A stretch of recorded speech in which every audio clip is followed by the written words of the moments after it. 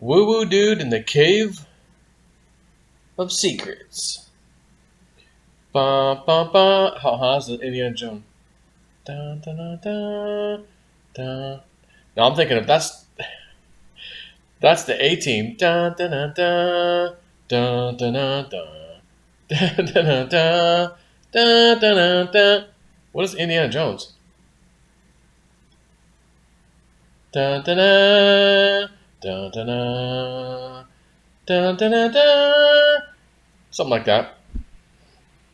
So I was on kind of sort of a much needed vacation. And part of that vacation was in New Mexico.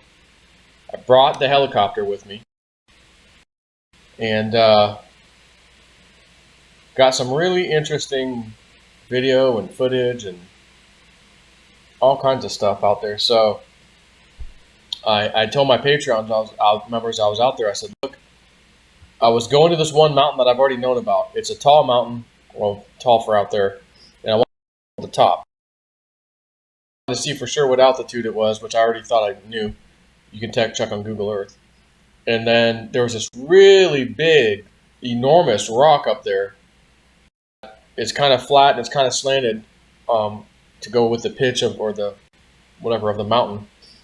And I remember down below on the highest part that I could get to on the road, like a long time ago, and sending my out there and then trying to go to the top. But these drones have a limit on altitude that is pre-programmed. So wherever you started at, that's 0. And then it can go up like, I don't know, 1,600 feet, I think. Or is it meters? I think it's feet. And so I remember trying to send the drone out there, and it was like, nope, altitude max. And I go, son of a gun, I wanted to go just a little bit higher to get to that giant flat rock. So got the helicopter. I went over there, but as I was flying over that way, something, internally was like, don't go through a straight shot. Go that way, and then just go that way. Look around at the terrain. And you're not quite in the mountains just yet. It's in the hilly area. And I was just kind of pulled this direction. So I'm by myself in this particular part of it. And this particular part of the trip, I was waiting on some friends to come. And so I looked down, I'm like, these interesting rock structures are everywhere. And they're getting more plentiful and bunched together. And I'm like, this doesn't look natural to me. This is like some kind of ancient ruins or something. I don't know what the hell I'm looking at. So I was having a bunch of trouble recording video. The woo dude says, when you first get there, you need to do an offering to the land, some tobacco, or something, and just ask for permission and, thank it for letting you be there. Of course, I know this. I'm taking notes anyways, and I get there, completely forget.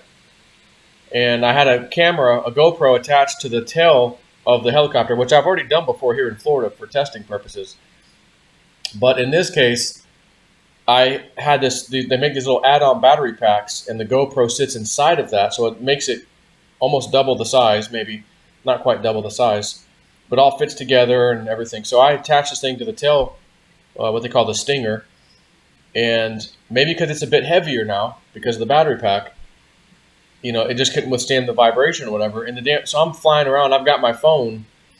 It's talking to the camera, so I can just press a button. As soon as I take off, start recording, and the phone will tell me, yeah, it's connected and recording, and then I just go off. So that's what I did. And every now and then I could just look down and see, is the thing still attached, through the Wi-Fi connection through the GoPro app. And I'm like flying over these other mountains. This is a different day. And there's other mountains nearby, and I'm flying over there, and I'm seeing stuff from up high, like, man, how do you get down there? That looks like a cave opening that's hidden, like, man, how do you even get there, So I'm like, I've got this on the GoPro, because everywhere my helicopter goes, that thing's on the tail facing forward, just, see perfectly. And I'm almost done flying, and I'm about to, I think I had turned around the mountain and started coming back this way, and I'm like, oh, it's not connected anymore. And I'm thinking, oh, did it go to sleep? And I go, well, it can't go to sleep because it was recording. It could go to sleep if you're not recording, but I'm pretty sure I turned that feature off anyways because I've got the battery pack now. I'm going, huh, that's strange. So I land and get out and, look at the back. Oh my God, the camera's gone. The connection, the piece that connected it's still there, but the piece that connects to that piece just snapped. Again, it probably was too heavy with that battery pack, and I haven't done that before. So I was like, son of a gun. I was like, I got all this incredible footage. Oh my gosh, I know where I went pretty much. I'll have to do it again. Well, I brought 2 GoPros. So one's gone, get the other one out. Now this time, I'm not going to do the same thing because I do have 2 battery packs, one for each GoPro. So I'll go, no, I won't do that. But I will maybe bring it inside the cockpit and just leave it in there attached, and whatever I could see out, maybe I'll do it that way. So once again, back to the mountain. This is like the next day, and my friends still aren't there yet. They weren't there for the first 2 or 3 days. So I'm like, let me go fly around this mountain. And so I go back and do the same thing, kind of somewhat following the same path. I remember seeing this one opening over there, make sure I get that, go up here, come into the mountain. And it's like, 3/4 of a cereal bowl, some of this, steep part of the mountain. So I'm like going in there, bust a hard left, pedal turn, go back out, and I'm seeing so much stuff from above, like you just can't see from below. And I'm like, oh man, this is great, Get back, checking the camera, and I see a bunch of videos that because it keeps recording the next video. After it hits like 4 gigabytes, it goes to the next video or something like that. So it continues. I've done that plenty of times. So I've got like 13 or 14 clips, from just steady recording the whole time. And I'm looking at them. I go, I've copied them all, and I go, why does each and every video have the same exact thumbnail? But that shouldn't do that. They should all have different thumbnails because I'm flying around, So I start to watch the first one. It plays. Oh, okay. Next video. It starts playing about halfway through. It just kind of stops, freeze frame. I can hear the helicopter, but I can't see nothing. It's just one shot, just one frame. And I go, uh-oh. Next video, same exact thing, just one freeze frame. And it's the same clip, like, icon as the beginning clip or whatever. So I go, oh my God, it's the same thing. I can hear the helicopter engine, I can hear it, but I can't see. I was like, so I have this file repairing software, video repairing software that I've had for a long time. And I go, let me try to repair it. So it didn't repair anything. And it's like, well, we made, 3 copies and one of these should work, based off of blah, blah. None of them worked. It's like, oh my God, that's twice in a row. And I go, what the hell's going on? I mean, am I just not supposed to be recording out here or what? And then I'm talking to Woo Dude that night.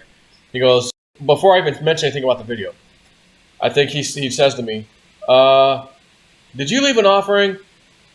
They're telling me you didn't leave an offering. I go, oh, shit. No, I didn't. I forgot. I said, you know what? I even set a reminder to remind myself, which, by the way, went off this morning and somehow didn't get it, missed it, whatever. Don't know what the hell happened. And went and flew. Anyways, of course, I go, well, it serves me right. He goes, I bet if you leave an offering, your camera will start working. I bet. So I go, he goes, tomorrow morning, first thing, you should go do that. I go, no. I'm going right now. I got to pick my friends up from the airport soon tonight. And I go, before it gets dark, I'm going out there. On the way there, I'll stop. It's kind of out of the way, but I don't give a damn. I'll stop by, some mountain-ish area over there. I knew exactly where I was going to go. I go, okay, I know exactly where I'll stop. And I'm doing it right freaking now because this is pissing me off that I should have known better. I knew it. You reminded me. I reminded myself, but I still didn't do it. And this is kind of important, man. And I go, I'm going right now. I'm going to go right now. So I went over there, made my offering, apologized. I'm sorry, Spirit. I go, I feel like such a dumbass. I know better than that. And so then I left, went and picked my friends up, and then came back, so did finally leave the offering. So then I'm like, well, hey, I found this incredible place. I think it's like a ancient ruins. I mean, I don't, a city. It doesn't look like a city, but it's of ancient times. I go, there's no way the water did this. I say, you'll see stacked rocks that are huge on some of these things that the water, they don't even fit. So if the water rushed through there, like it's a different rock that somehow weighs, 20 tons as is up here on top of this other one. And they've got these little faces and things, like these little pointy faces. And I'm like, this is just not normal. So my friends get there and I'm like, let's go up there and check this out. So I took one of them up and we flew. And she's like, oh my gosh, yes, this is incredible. We need to do like a ceremony down there. I go, that's exactly what I thought, like a fire ceremony at night. Maybe we'll even spend the night. So I found how to get back there with the Jeep, and we ended up taking the Jeep, and then we just waited for it to get dark, and I brought a bundle of wood from the store. There's a Tractor Supply, and I'm like, oh, they got some bundles of wood out here. I'll buy like 3 little bundles, and just for the whole trip, for whatever we'll be doing. So I get the bundles of wood. I've had them, brought them back to the house we were at, and load them up in the one bundle in the Jeep. I'm like, that'll be plenty for tonight. So we get there, and we're kind of get out and explore this one set of ruins, if you will. And I'm like, okay, I see some dead wood here, that's been here for God knows how long. I feel like I need to take at least a few of those little pieces and use it for the fire tonight. So I grabbed them, threw them in the back of the Jeep so that we could go to the next place, which was nearby, and get ready to do it. So we get over there, and I get up to the spot, and there's some more like natural wood sitting there. And I'm going, oh man, I just get this download, like, you're not supposed to bring that, even though it's legit wood. You're not supposed to bring that here. You have to use what is around you in the surrounding area, like they would have done in old times. I just get this instant like knowledge. Go do this. So I bring the bundle of wood back. I go, nope, we can't even use it. So I put it back in the Jeep, and I go, even the little box of fire starter stuff, nope, you can't use that either. And I think it just rained the day before, so I'm like, uh-oh, this might be tough. But I go, no, most of this is dry. So we just gathered enough little pieces, started to, break little pieces off, so we have some kindling, and set it on fire. And then it caught the rest on fire. It actually worked just fine. We made some offerings right there, the little fires, what I'll call a fire ceremony. And, it's smoking and stuff. And I'm just smelling this going, what kind of wood is this? Like, what kind of tree is this from? Because this smells really good. Like, this is a great burning smelling wood. Like, this is awesome. What the hell is this stuff? And I don't know if it was some kind of pine, maybe a pinon pine. Was it juniper? I'm not real sure. But man, it just smelled really good. So, we did another basically offering there, and it was pitch black, dark. I mean, there's no lights, there's no electricity, there ain't nothing back there. And we thought, yeah, we'd have to go buy tents and all this stuff, like just for this one thing. We're like, no, let's just stay till it's dark, set this fire, do our thing, and we'll pack up and leave, So that's what we did. And we did it at this incredible spot that I knew when I saw it from the air. That's the spot. And close by was the other spot that we went to first. But I go, no, that's the spot. That's where the ceremony is supposed to be. So when we first got there, we went to the other spot, walked around there first, and saw some stuff. I videotaped it. And I thought, well, we could do it here. But then I was like, no, down below. That first spot, you thought that's the one. And I don't know why. But it's interesting because when we did get there, right by one of these big monument things, rocks, there's kind of like what I'll call an altar. It was just like this perfect little thing right there. And I'm like, oh, that's perfect. So I brought some of those, like camping chairs that I've had for a while. And I had those. So we ended up using those and sat by the fire. And I even brought one of my drums that was given to me and was just banging on, doing a little drumming. And it was interesting because, and I already knew when I got to this place, you're not recording any of this. You're not to record, you're going to be out here and you can explain what you did, but you're not going to record. Like, this is not a place to record. I just got this feeling. So on that site, we did not do any recording. So I grabbed the drum and the little drumstick, and, it's just like a little small Indian drum, that you'd see them banging on, that was given to me. So I bang on this thing just once, and it just echoes, dunk, dunk, like just this incredible, perfect echo right there. So I'm standing in front of the altar, and I'm dunk, dunk, gong, gong, dunk, dunk, gong, gong. It was like acoustically interesting at this exact spot that we happened to pick, that I got it from the sky, go down there, find a way down there. And I thought, wow, this is, and even on the way there, as you start to enter this little ancient ruins, if you will, you can start seeing it like what they look like. You can start feeling it like, oh, whoa, this is magical. And so we end up leaving, and, afterwards, and got pitch black. Of course, I got my the Jeep. So we take the Jeep and get out of there, and headlights work just fine, and we made it all the way out, and I brought my night vision, so I was looking up at the sky and showing them, like, check this out, and I'm like, you know what, I'm gonna kill the lights and just see if I can see, and I can see easily, right through the driver's seat, just night vision, like, oh, cool, take them away, absolutely pitch black, put it back on, oh, cool. So that was kind of neat. And yeah, so my friend Amy, she was getting Julianne had done a reading with her more than once, but some of the stuff came up, and she would get these drawings. Like, she was drawing this one mountain. She's never been out there in her life, and she draws this. She goes, "Oh, I got this." Like, I go, "Well, are we supposed to do something there?" She goes, "No, I think this is just telling you this is the area you need to look in. Like, go explore this place." And so we were in the Jeep again, and we're driving out there, and she's like flipping through her book, because she's got quite a few drawings that she did. And she goes, "Oh my gosh, look at this one." And me and her husband, Larry, we look at it, and we look up as we're coming down the main dirt road to get out there. And we look up and go, "Oh my God, like, you drew that. Like, exactly. It's not even like, oh, it's kind of close. It's, dude, you drew that. That's the scene right now. You drew it. That is the mountain thing, and the thing behind it, and the thing next to it. You drew it all right there." I go, "So what does that mean?" She goes, that doesn't mean to go there. She goes, "That was when I was writing this one. It was like, look for this. That's where you need to, like, go." I go, "Wow." But I think Julianne had told her, and maybe she got a download writing, because she gets these, like, channeling in her, like, writings. Amy does, and one or the other or both, but it was like, you're going to get a tug on your, like, you'll feel like something's tugging on your heart. Follow it, let it follow you, let it pull you. It'll take you to a place, of interest. So we're thinking, she's never had that happen before. What is this woo-woo nonsense? We don't know.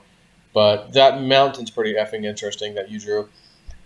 And so when me and her are flying, there was this one place, it was kind of high, and she's going, "Oh my gosh, it's pulling on my heart. It's pulling. Go over there." And I go, "Okay." So I fly over there, we circle and come back around, circle again, and we see this big cave opening at the top. And it's like, there's no roads back here. There's no, like, how do you get here? Well, you got to have a helicopter, and you're going to have to land somewhere out here. And there ain't really much place to land, because there's trees and steep hills everywhere. So I don't know what to say about that one, but that was the first time she's like, "Oh, I feel something there." So we're leaving that area, and then it's still hilly, and there's big, not really mountains, but there's big hills. And she goes, "Oh, go! I'm feeling it again. Go that one right there. Go that way." So I go, "All right, let me go around this mountain first. I want to just see something." And I say mountain. It's just more or less a big hill.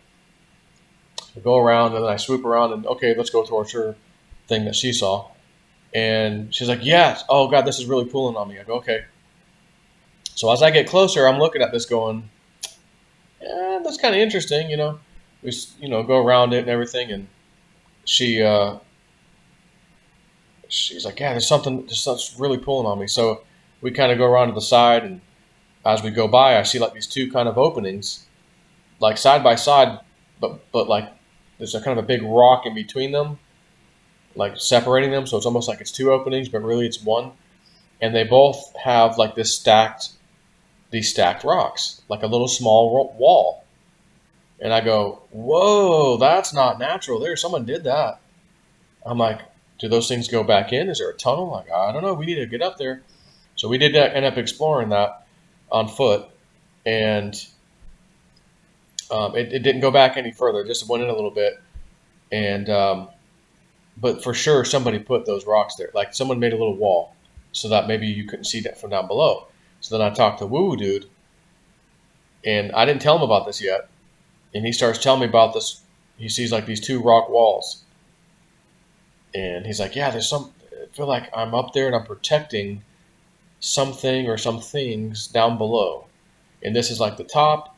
It's protected. No one can like shoot at me or like hit me up here. I feel like I see a gun. I feel like there's guns, and someone's up there just like they're on the lookout. They're protecting this place because there's stuff there."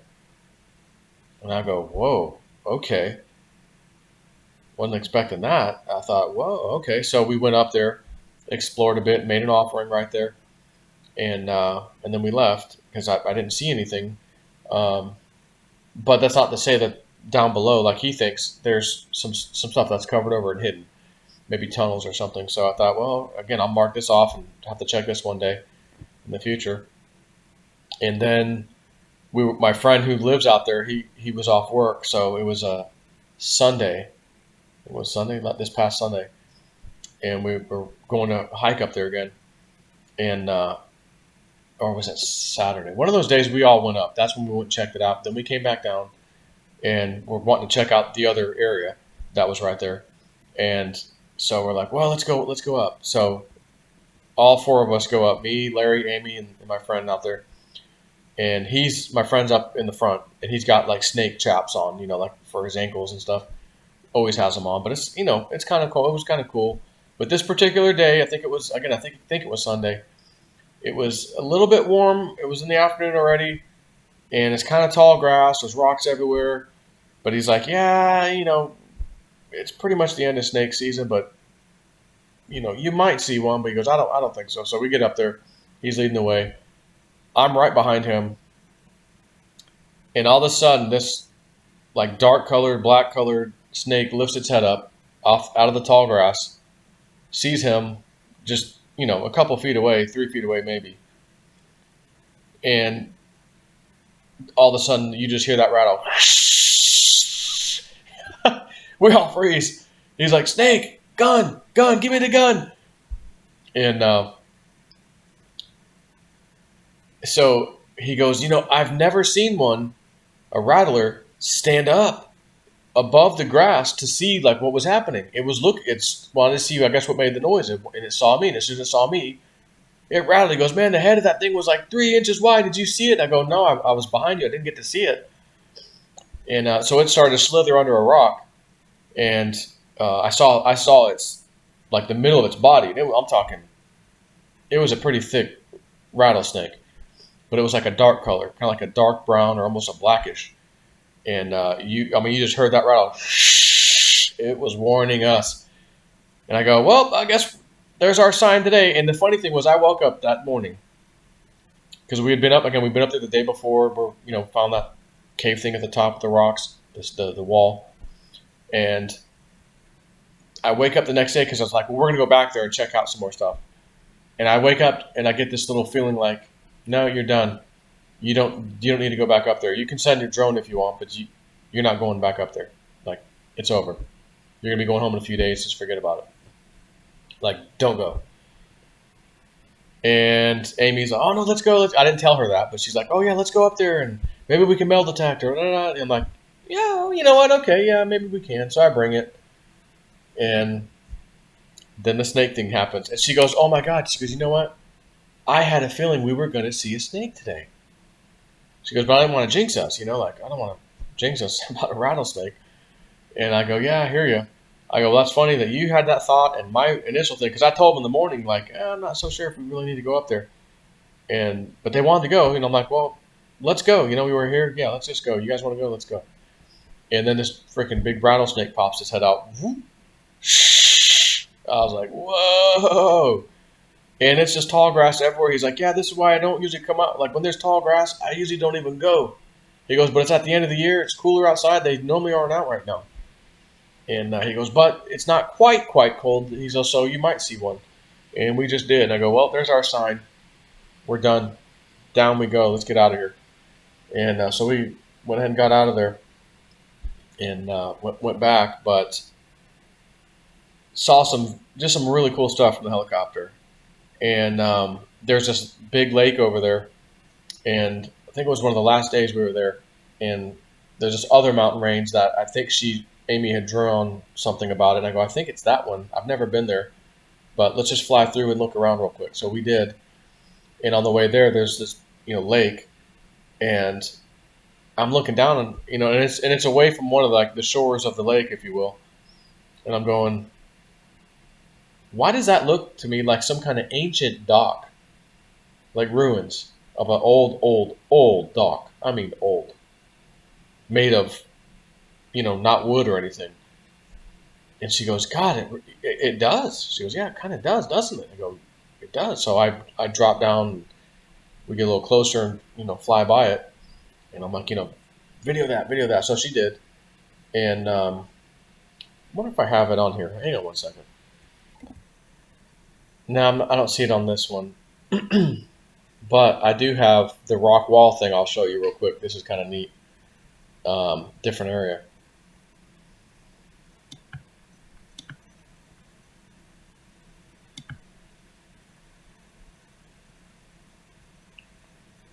Both the left and the right side have this rock wall. Like somebody put these rocks here.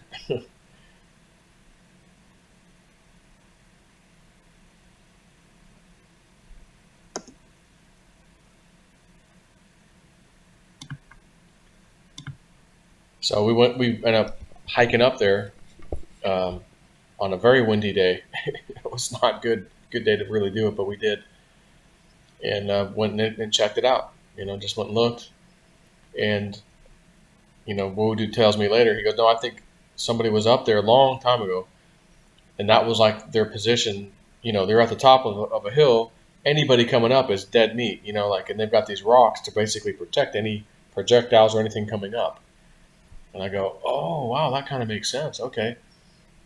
And so he thinks that area, check it out, but didn't really have enough time.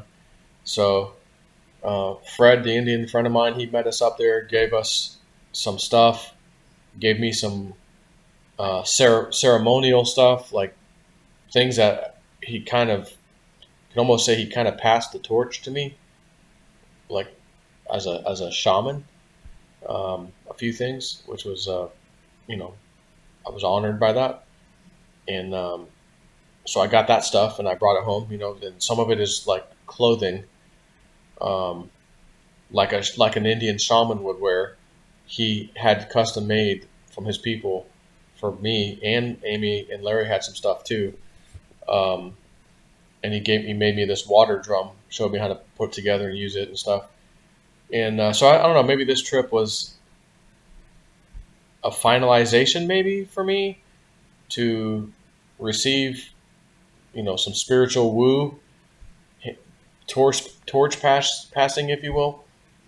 And I remember Julianne gave me a reading before I left, and she goes, and she may have been channeling at the time, but one of the things that I was like, oh no, she's like, don't be upset if you don't find anything this time. Like you're expecting to finally find something this time. She's like, don't be upset if you don't find anything this time on this trip. It will happen, but don't be upset. I'm thinking, oh no, this has to be the trip. I've got 2 dreams on 2 locations. And one of those locations, by the way, was what they call a Doc Noss. He's a very well-known figure from way back when, in the 30s and 40s, 1930s and 40s. And he was known to take stuff out of Victoria Peak and re-hide it in the surrounding areas. So I get this dream months ago. This is a Doc Noss site. Here's some information. It looks like this area. Boom. And I'm going, wow, I just got that information in a dream. But I don't know where that is. Can you give me some more? So I get an open eye or awake vision of a specific piece of property that I found on Google Earth afterwards, and go, oh my God, it's got to be near there. And then I got a third dream, or third piece of information in another dream, even more. And I go, oh my gosh, I think I know where I can start and find this one. It should be easy to get because he would have just barely buried it. A few gold bars or something, I don't know. So, again, Julianne, during the reading, if you find any kind of keep out, private thing, whatever, signs, don't bother it. Do not go in or whatever. I'm telling you, heed the warning. I'm thinking, I've never in my life yet seen a sign like that out in these mountains. Because number one, it's not exactly private property. Now, my friend does have some private property, but that would be his own thing. But this is essentially BLM land, Bureau of Land Management. You can hike, you can camp, you can explore. So you can even get mining claims out there. So I'm going, what sign? You can't put a private property sign up. You can't do that. So I'm thinking, why is she saying that to me? So again, I'm out there. It's my first or second day there. My friends aren't there yet. And I go, I'm going to go over there. I got my metal detector with me. I'm going to go. And so I pull up the map on my phone and I'll go, okay, right there where that road ends and this thing begins and that, okay, that's where I'm going to start because that's where I saw this information in the dream. So I put a pinpoint there and then GPS take me to it. So of course it gives me the directions in the car to go there. So I drive right over there. And it literally, where X marks the spot on the GPS that I put in there, is an effing federal government sign about rehabilitation habitat zone, blah, blah, blah. No people, cars, vehicles, nothing. Anybody comes in here, you'll be prosecuted. I'm going, you got to be kidding me. There's no way that I just ran into that sign and put myself on top of the damn thing with a GPS by chance. And her warning me, take heed, do not go if you see that sign. And I'm like, are you talking like an ancient sign of some kind, like if I uncover some, or are you talking modern? She's like, oh no, modern, like, no trespassing or something. I go, oh. I'm thinking, well, I've never come across that. I don't see how there could be one out there. It's public land. But you're the psychic, all right. And then I see the effing sign on one of the easiest ones to more than likely recover. Stay out. And I'm sitting there going, if she didn't tell me that, I would have gone right in there without even thinking twice. Keep out my ass. This is my property. Federal government, my ass. We're all the government. We make the government. I'm going in. F you. That's what I would have done. But she was very clear. Heed the warning. Don't go if you see it. I'm telling you, don't go. So I didn't go. So I had to mark that one off the list. So then I had this other dream. Different location. Not sure if it was Doc Nos. Didn't really know. I didn't get that knowledge in there in the dream like I did in the other one. So let me go to the other one. And I go over there and I start seeing what I recognize as Spanish big rock monuments kind of leading the way or whatever in one of the paths that they would have taken and possibly hid some stuff. So I poked around there, but that dream, I didn't exactly have X marks the spot. It's nearly as clear as the other one. So it's like, okay, well, this kind of could be anywhere over here. How much time do I want to spend here? I got other things to do. My friends are coming. What are we going to do? And Julianne's like, don't get sidetracked. She told her, Amy, and me, don't get sidetracked, don't get sidetracked. Go ahead and ask me if we got sidetracked. Go ahead, I'll wait. Go ahead. Oh, I'm sorry, what's that? Oh, did we get sidetracked? Yes, we did. It was hard not to when you're up in that helicopter seeing all kinds of cool shit and going, okay, how do we get the Jeep down there? So I remember flying in this one part and I see like these like square shaped, rectangle shaped rock structures or what's remaining of it. So I fly down and get closer. I go, oh my God, this was like an old building. It's made of rock. So this has to be very old or, at least 100 something years old because it's made of rock. Not concrete, not cinder blocks, not wood even, not even a wood cabin. Freaking find some rocks around here and start building walls. And it had the shape and everything. And I'd go, whoa. So I got closer And I go, this might be late 1800s. I'm not sure. It could be. And someone probably came out here and was working the mountains. I don't think it was Spanish or anything to do with that. But of course, I don't know for sure. But it was cool to see it. And of course, I had it recorded with one of those cameras that didn't record. And I tried twice. It was like, F you. You're not doing it. So we did get some other footage from the helicopter. And again, just for shizits and giggles. Oh, that's loud. Hang on a second. Let me see if I can just share something with you. So I think this is around the time when I took her to look at some of these interesting rock structures that we think might be ancient ruins. You may have to pause it as you play this back. Let's take a look.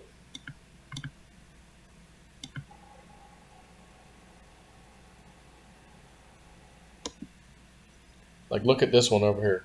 This thing is huge.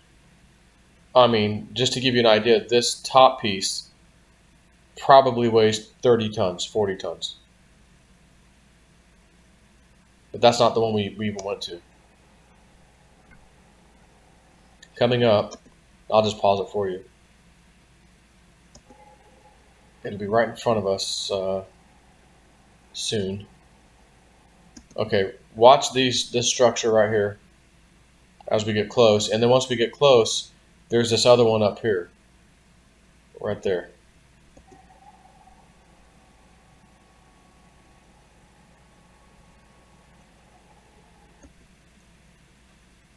I mean, for this to just be here and nothing else around here, you know what I mean? Like, ain't no way, in my opinion.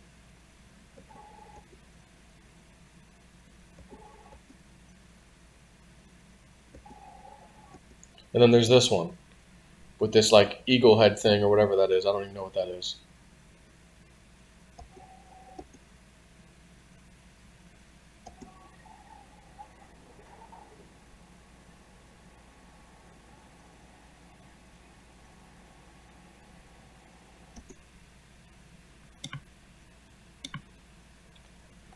So I don't know what that is, but we did go down there. We found a way back to get there with the four-wheel drive vehicle, and we made it. Had a little nice ceremony. It was pretty awesome, and I got quite a bit more video, honestly, to show, but not right now. And I'm gonna try and do a live stream with Woo Woo Dude Sunday. I think we're gonna do one Sunday, and I've been gone for like nearly 3 weeks now, doing stuff, and man, time flies. And sidetrack, because it's like, oh, what's that? We got to go figure out how do we get a Jeep or some other vehicle back there. Oh, what's that thing? How do we get up there? Well, let's go see if we can hike it. Okay, let's do that. Next thing you know, time gone. It's like, whoa, we got a few days, like 3 days left, and then one of the days it's raining. Oh, great. And it's like, well, wait a minute. You've got to put the helicopter back on the trailer, and it kind of gets windy out here. If it's windy like that other day, it wouldn't even be possible. It's too windy. And I'm like, oh yeah. So what happens if the day before we're supposed to leave, I got to take you guys to the airport, I can't get the damn thing on that trailer because it's too windy. Lucky for us, it wasn't too bad. It was maybe 6 mile an hour. So we ended up doing it. Matter of fact, I think I have a video of that. Hang on. All right, here we go.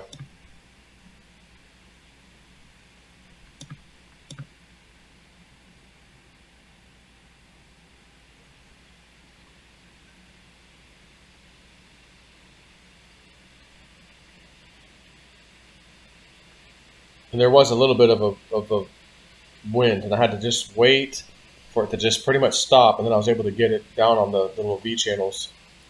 There's only a few inches on each side, really. You got to hold that thing really, really still.